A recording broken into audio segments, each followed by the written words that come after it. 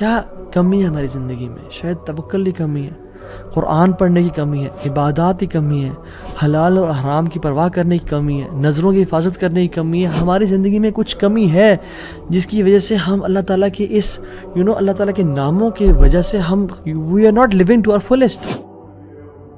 ایک شخص، اس کو 1000 دینار چاہیے تھے. وہ ایک شخص کے پاس گیا، اپنے جاننے والے کے پاس، اور کہا کہ مجھے 1000 دینار چاہیے. تو اس نے کہا کہ ٹھیک ہے، میں تجھے دے دوں گا، بس تو ضامن ایک لے آ جو اس کی ضمانت دے، اور گواہ لے آ، میں تمہیں دے دوں گا، مجھے پرابلم نہیں ہے. وہ شخص مسکین تھا، کوئی اس کے جاننے والا نہیں تھا، لیکن اللہ والا تھا وہ. اس نے کہا دیکھ میری بات سن، میرا ضامن بھی اللہ ہے اور میرا گواہ بھی اللہ ہے. میں اللہ کو گواہ بنا کے کہہ رہا ہوں کہ میں تمہیں واپس کروں گا.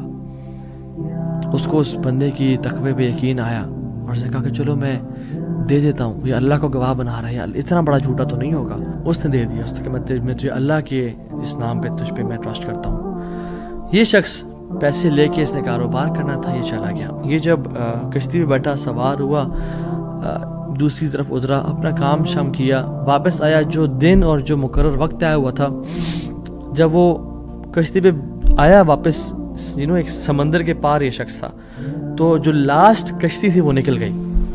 یہ سر پکڑ کے بیٹھ گیا کہ میں نے تو آج وعدہ کیا تھا اور اللہ کو ضمانت دار بنایا تھا اور گواہ بنایا تھا.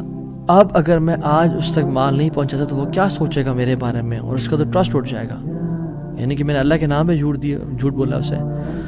تو آخری کشتی چلی گئی تھی. اس کے بعد تو کشتی نے اس دن جانا نہیں تھا. تو اس نے کیا کیا کہ یا اللہ، میں نے تجھے ضمانت دار بنایا ہے اور تجھے میں نے گواہ بنایا ہے، تو تیرا کام ہے اس مال کو پہنچانا.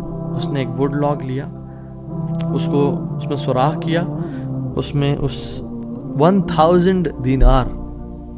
سبحان اللہ، 1 دینار از اے گولڈ کوائن. اور آپ ایک گولڈ کوائن کی آج آپ ورتھ لگا لیں، ان لیکس، ان ملینز. اس نے کیا کیا، اس کو اس ووڈ لاگ میں ڈالا، پرچی لکھی اور اس میں ڈال کے بسم اللہ پڑھ کے آگے بہا دیا. کیسا قادر ہے، کیسا قدیر ہے.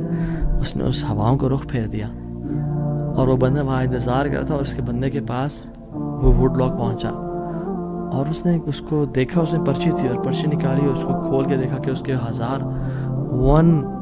دینار تھے.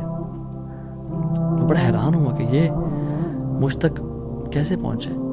خیر، یہ جو شخص تھا جس نے بیچے تھے، یہ اگلے دن دوبارہ جو سب سے پہلی کشتی ملی اس پہ روانہ ہوا اور اس بندے کے پاس پہنچا اور 1000 دینار لے کے الگ سے کہ پتہ نہیں وہ پہنچے نہیں پہنچے، میں اس کو اس کا حق تو دے دوں.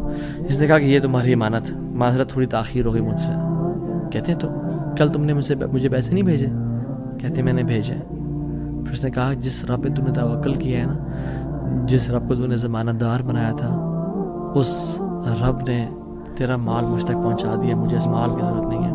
اللہ تعالیٰ کے نام جو مسلمان جانتا ہو کہ میرا رب میں یہ کوالٹیز ہیں، اور یہ تو صرف 3 ہیں اور ہزاروں ہیں اس کے علاوہ، وہ کیسے بات پریشان ہو سکتا ہے؟ وہ کیسے انزائٹیز اور پریشانی سے گزر سکتا ہے؟ اس کو پتہ کہ میرا رب ہر چیز پر قادر ہے. قل هو القادر على ان يبعث عليكم عذابا من فوقكم. وہ قادر ہے کہ اس بات پہ کہ تم پہ عذاب لے آئے. ان المتقین فی جنات ونہر فی مقعد صدق عند ملیک مقتدر. عند ملیک مقتدر، وہ مقتدر بھی ہے، وہ ہر چیز پر قادر ہے. تبارک الذی بیدہ الملک وهو على كل شیء قدیر. وهو على كل شیء قدیر، وہ قادر بھی ہے، قدیر بھی ہے، مقتدر بھی ہے.